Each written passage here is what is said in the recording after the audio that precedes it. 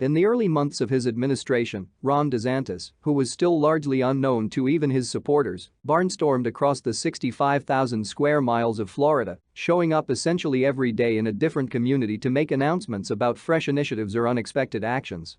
News organizations, opposition Democrats, and fellow Republicans were taken off guard by the executive's vigor. DeSantis is getting ready to shock his rivals, the political establishment, and the media once more, with an aggressive campaign schedule and unconventional strategy as he prepares to run for president.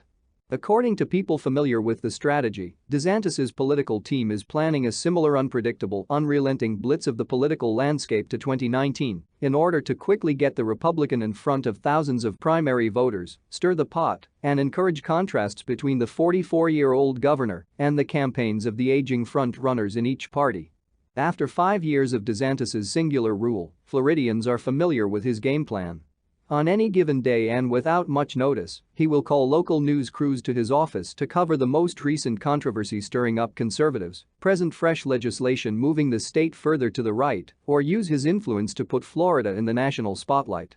According to him, the purpose of his actions is frequently to keep the partisan opposition in the media and in the Democratic Party on their toes, as he stated in a recent book.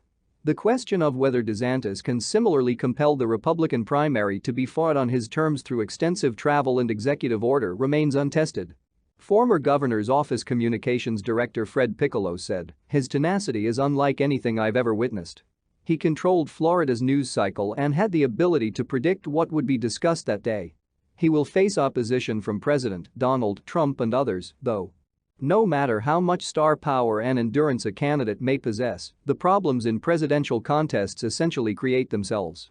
It won't be as simple for him to steer the narrative, in my opinion." As DeSantis tries to allay early worries about his readiness to take on Trump amid perceived recent stumbles, the impending show of force has assumed a new urgency. The former president enters the summer as the undisputed front-runner for the GOP nomination, but DeSantis and his political team have spent weeks privately reassuring donors, party insiders, and grassroots leaders that they are clear-eyed about the momentous task of unseating him. People with knowledge of the discussions claim that DeSantis's advisors have presented data that suggests that supporting Trump again would hurt Republicans later in the election and would disadvantage the party in the same key states he lost in 2020. DeSantis is approaching the start of his presidential campaign, while still not at the height of his popularity, but he is indicating a renewed readiness to challenge Trump. Behind closed doors, they have also emphasized to donors that Trump would be a lame duck if elected because he is a former president who is only eligible for one more term.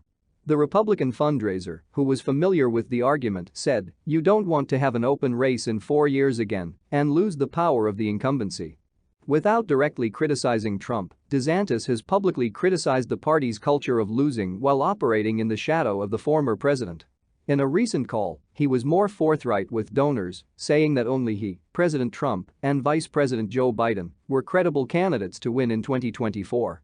"And I think of those three, two have a chance to get elected: President Biden and me, based on all the data in the swing states, which is not great for the former president and probably insurmountable because people aren't going to change their view of him," he reportedly said, as reported by the New York Times, which listened to the call.